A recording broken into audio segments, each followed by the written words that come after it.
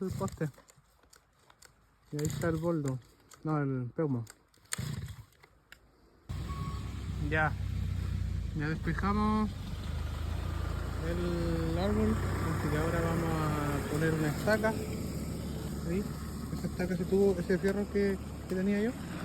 Lo voy a poner como a esa altura, más o menos.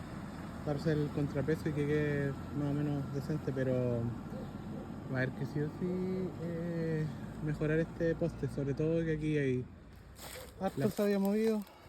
Hemos un cable eléctrico ahí con un fierro, así que vamos, igual va a haber que mejorarlo, así que ahí